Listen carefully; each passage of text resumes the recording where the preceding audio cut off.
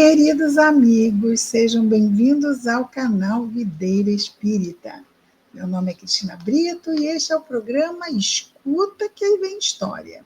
Aqui, todas as semanas, trazemos uma história do espírito Humberto de Campos, o nosso irmão X, que trouxe-nos as histórias através da mediunidade de Chico Xavier e atualmente estamos vendo as histórias reunidas no livro Luz Acima, editado pela Federação Espírita Brasileira.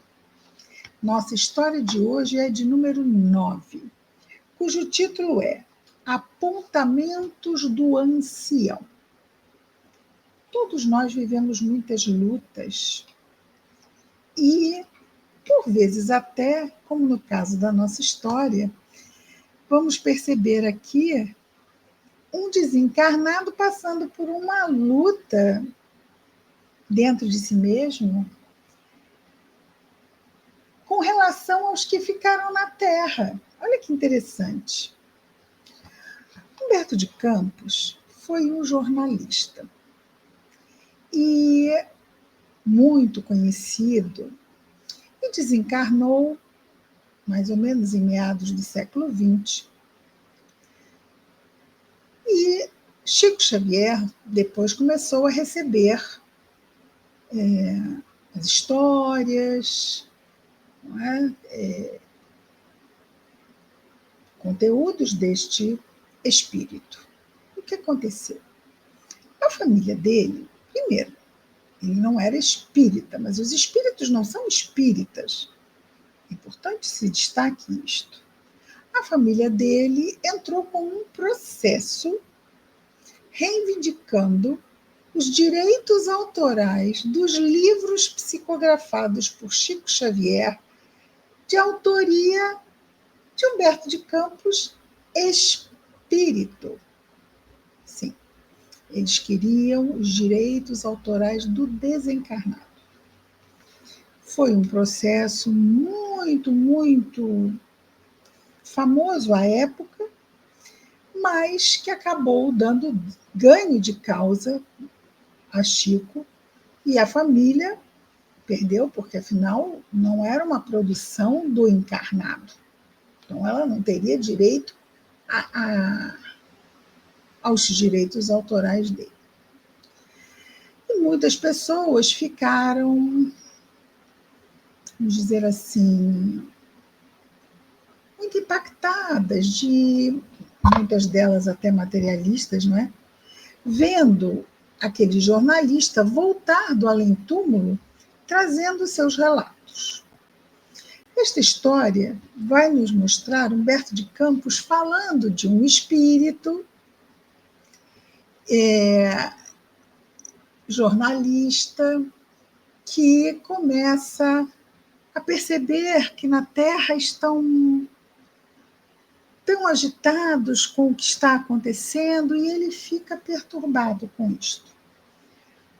Trazendo então esse contexto para nós entendermos direito como foi esta recepção dos escritos mediúnicos por Chico, do espírito Humberto de Campos, que depois desse processo passou a ser o irmão X. Então, não mais os livros deste espírito trouxeram o espírito Humberto de Campos. Os primeiros nós ainda vamos encontrar isto.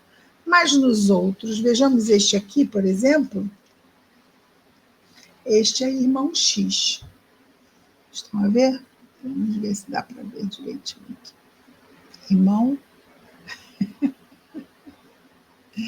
Irmão X. Já então foi depois desse processo. Vejamos a história. Apontamentos do ancião. Diante dos aborrecimentos que lhe perturbavam o espírito, frente à opinião pública que se agitava em torno de sua memória, ou seja, a opinião pública encarnada em torno da memória deste morto, o humilde jornalista morto ouviu o sereno ancião que lhe falou com sabedoria. Então ele foi buscar os conselhos no além de um bondoso ancião. Diante do seu espírito perturbado pela opinião pública, agitada com a sua memória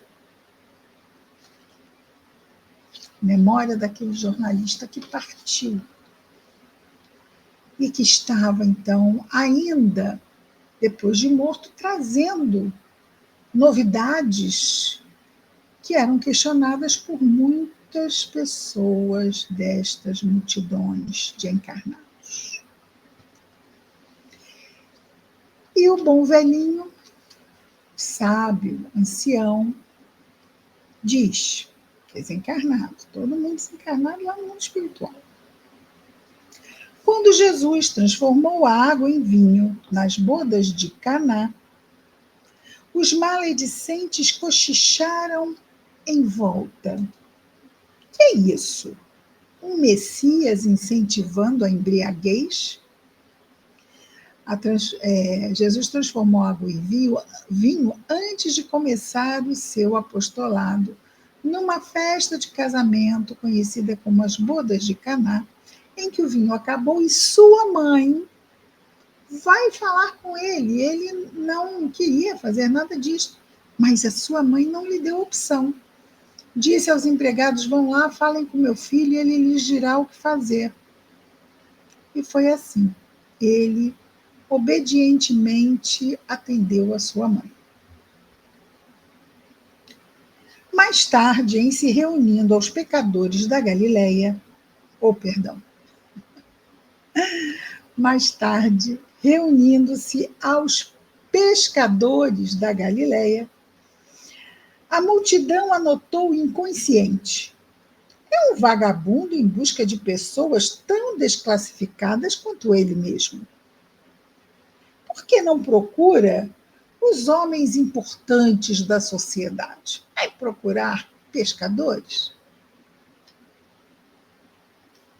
Logo às primeiras pregações, os ignorantes, em vez de reconhecer os benefícios da palavra divina, comentaram irreverentes: é insubmisso, vive sem horários, sem disciplinas de serviço. Como lá no templo havia isto, não é? Os horários, as disciplinas, os rituais. À vista da multiplicação de pães e peixes, isto aconteceu por duas vezes, Jesus multiplicou pães e peixes para alimentar as multidões. À vista da multiplicação dos pães e dos peixes, a massa não se comoveu quanto seria de esperar. Muita gente perguntou, franzindo as sobrancelhas: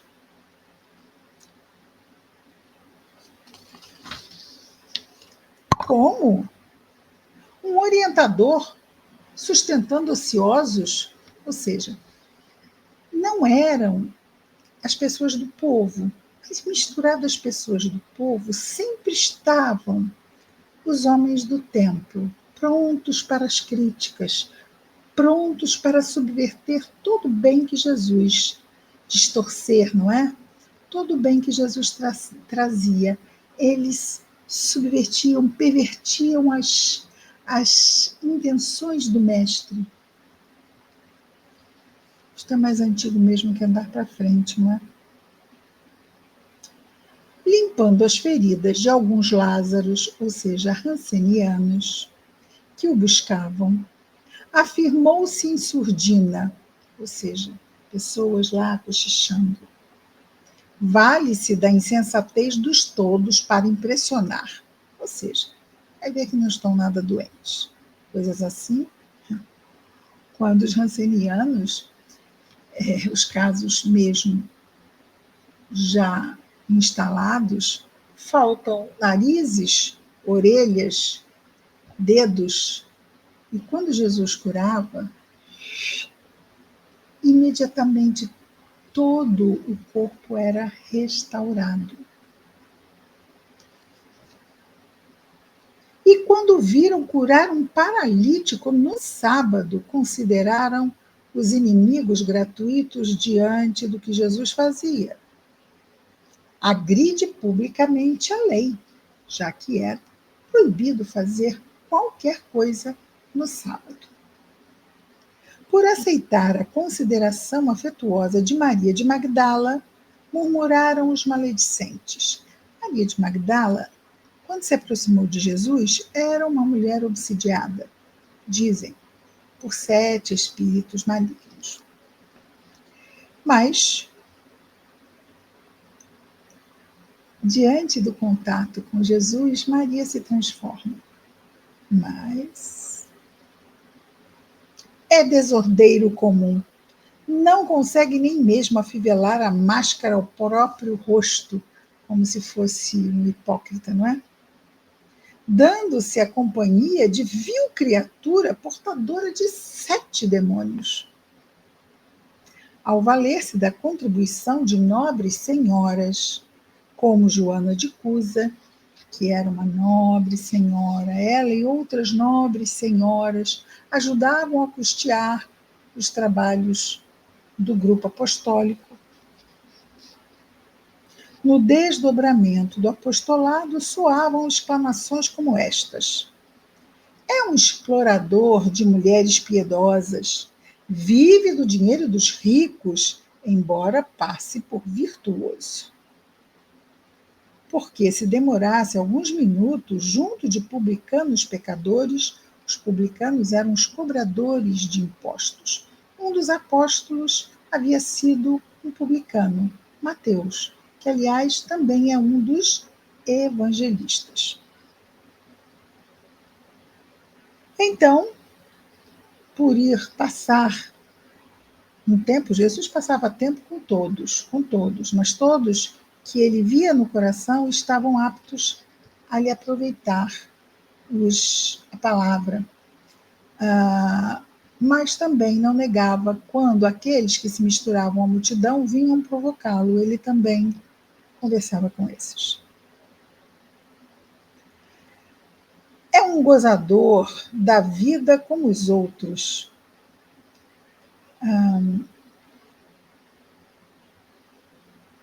Porque demorasse alguns minutos junto aos publicanos, a fim de ensinar-lhes a ciência da renovação íntima, acusavam-no sem compaixão. É um gozador da vida como os outros, ou seja, não pode ser levado a sério, está a se envolver com publicanos. Os publicanos eram muito mal vistos, porque recolhiam impostos para passá-los aos romanos.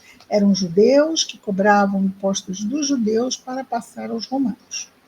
Eram muito mal vistos. E como viam Jesus a falar com eles, diziam que, na verdade, ele era só um gozador da vida como os outros. Se buscava paisagens silenciosas para o reconforto na oração, gritava-se com desrespeito: este é um salvador solitário, orgulhoso demais para ombrear com o povo. Ou seja, não tem como dar certo. Critica porque faz, critica porque não faz, critica porque se afasta, critica porque se aproxima, critica porque fala, critica porque não fala. Se alguém é alvo, vai ser criticado por tudo. Interesses, nós vemos aqui que existem interesses aqui junto a Jesus, temiam que ele tirasse o lugar dos proeminentes religiosos do templo. Então começou a ser perseguido e foi tramado o plano para a sua morte. E assim aconteceu porque já havia sido predito, profetizado no Antigo Testamento. Ou seja, estava dentro de um plano muito maior de Deus nosso Pai. Como se aproximasse da samaritana com o propósito de socorrer-lhe a alma, indagou-se com malícia.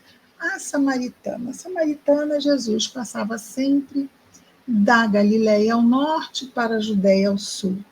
E no meio existe a Samaria. A Samaria não é habitada por judeus, apenas a Galileia e a Judéia. Jesus é da Galileia, na verdade, ele cresceu na Galileia, sua mãe é de Nazaré, mas ele nasceu, nós sabemos, em Belém, perto de Jerusalém, porque o seu pai era daquela região. E eles foram lá para o censo, e nós sabemos disso. Então, Jesus tinha que transitar pela Samaria sempre, subindo e descendo sempre. Um dia ele parou num poço, o poço de Jacó. E lá havia uma mulher samaritana e ele pede à mulher que desce de beber a ele. E conversam. E, claro, adivinhem, foi criticado por isso. Como é que vai falar com um samaritano? Pior ainda, uma mulher samaritana. A mulher já não valia nada à época. Mas Jesus, nós vamos ver, não é? Com relação às mulheres. O tratamento de Jesus em relação às mulheres, porque, na verdade, os espíritos não são homens nem mulheres. Espíritos são espíritos. Estamos encarnados, ora como um, ora como outro, ora como um, ora como outro, e Jesus nos trata a todos igualmente. Jesus nunca fala conosco como homens, mulheres, crianças e velhos. Somos todos espíritos seus irmãos, confiados a Ele por Deus. Então, com relação à samaritana, era indagado a ele com malícia. A ele não, indagavam uns entre os outros, né? Uns com os outros. Que faz ele em companhia de mulher que já pertenceu a vários maridos? Ela tinha lá um contexto pessoal que só tangia a ela. Mas preconceito sempre houve, sobretudo em toda parte. Atendendo às súplicas de um centurião, o centurião vai procurar Jesus para que ele curasse o seu servo. E Jesus cura. Diz que vai, não, Senhor, o Senhor não precisa ir lá curar pessoalmente, não. Basta que diga que ele fique curado, que ele ficará, e eu sei disso. Porque ele faz uma comparação entre Jesus sendo um general. Então ele diz, se eu disser aos meus soldados para que vão e façam, eu sei que será feito. Então eu sei que se o Senhor falar para que ele cure, eu sei que ele será curado. E Jesus destaca a fé daquele centurião. E o homem é curado, obviamente. Então, atendendo às súplicas de um centurião cheio de fé mesmo, a leviandade intrigou. É um adulador de romanos descarados, porque afinal era o povo que havia dominado ali o povo hebreu, o povo romano. Então eles eram extremamente, vamos dizer assim, detestados é uma palavra forte, mal vistos, indesejados. É um adulador de romanos descarados. Afinal, ele curou o servo de um centurião, de um soldado romano. Mas Jesus, de novo, trata espíritos e não a formas. Visitando Zaqueu era também um publicano que estava em cima de uma árvore a ver Jesus passar, e Jesus vira para ele e diz, Zaqueu, esta noite vou jantar em tua casa. A linda história de Zaqueu. Visitando Zaqueu, escutou apontamentos idênticos. É um pregador do céu que se garante com poderosos senhores da terra. Zaqueu era muito rico. Mas, ali naquele encontro com Jesus, se comprometeu. Se tivesse prejudicado alguém, que iria se comprometer em ressarcir os prejuízos que poderia ter causado. Abraçando o cego de Jericó, registrou a inquirição que se fazia ao redor de seus passos. Que motivos o prendem a tanta gente imunda? O cego de Jericó estava na rua. Ouviu que Jesus passava e começou a chamar por Jesus. Penetrando Jerusalém no dia festivo, no domingo de Ramos, não é? E impossibilitado de impedir a alegria de quantos confiavam em seu ministério, afrontou, ou seja, teve que ouvir, não é? Sentenças sarcásticas. Fora com o revolucionário, morte ao falso profeta. Censurando o baixo comercialismo do grande templo de Salomão. Lembrando, não é? Que no pátio do templo ficava o comércio. Jesus chega, derruba aquelas barracas e expulsa todos, porque a casa de Deus não poderia ser um lugar de comércio. Então, diante da sua censura, aquele comércio no pátio do templo, disseram abertamente: é criminoso, perseguidor de Moisés. Levantando Lázaro, seu amigo, irmão de Marta e Maria, levantando Lázaro no sepulcro, Lázaro estava já há 3 dias enterrado. E Jesus diz: ele não está morto. Desatai-o e deixai-o ir. Ele sai do túmulo, Jesus o reanima à distância, ele sai do túmulo atado com aquelas faixas, como era feito os que morriam e postos nas cavernas, não é? Que eram os túmulos da época. Ele sai e Jesus diz: desatai-o e deixai-o ir. Então, levantando Lázaro no sepulcro, gritavam não longe: é Satanás em pessoa. Reunindo os companheiros na última ceia para as despedidas e lavando-lhe os pés, Jesus fez isso, não é? Observaram nas vizinhanças do cenáculo. Jesus estava sempre sendo observado. É pobre demente, lavando o pé dos outros, pobre demente. Ao se deixar prender sem resistência, a multidão reclamou. É covarde. Comprometeu a muitos e agora se entrega sem reação, recebendo o madeiro, a cruz infamante. Berraram-lhe aos ouvidos: desertor, pagarás pelos teus crimes. No martírio supremo, era insultado sem piedade. Feiticeiro, de onde virão teus defensores? Torturado em plena agonia, ouviu de bocas inúmeras: salva a ti mesmo e desce da cruz. E antes que o cadáver viesse para os braços de sua mãe Maria, trêmulos de angústia, muita gente regressou do Gólgota, que foi aonde Jesus foi crucificado, murmurando: teve o fim que merecia entre ladrões.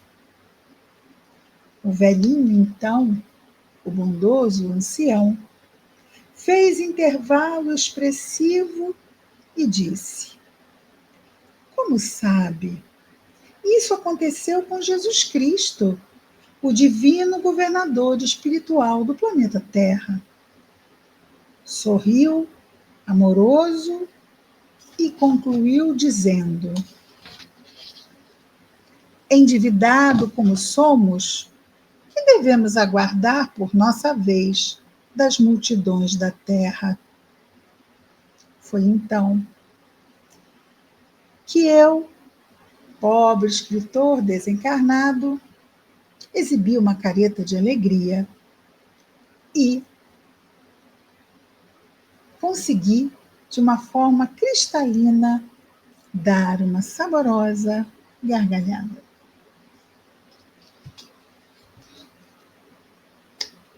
Como vamos esperar que tudo seja um mar de pétalas de rosa?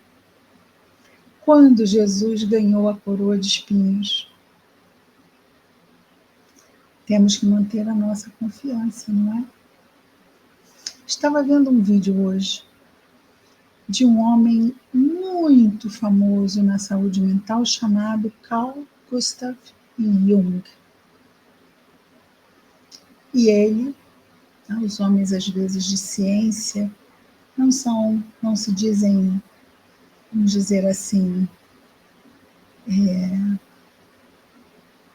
crentes em Deus. Outro cientista, Albert Einstein, acreditava em Deus. Mas neste pequeno vídeo, que perguntam, deve ser mais ou menos dos anos 50, 60, do século 20, neste pequeno vídeo perguntam a Jung se ele acreditava em Deus. Ele disse que sim. Agora, neste momento, acredita nele? E ele responde: pergunta interessante. Eu não acredito, eu sei. Eu não acredito, eu sei. É isso, queridos amigos. Fé. Muitas coisas podem nos acontecer. Jesus continua à nossa frente e acima de todos nós está Deus, nosso Pai. Semana que vem estaremos aqui mais uma vez no nosso Escuta que aí vem história. Espero os amigos. Até lá. Muita paz a todos.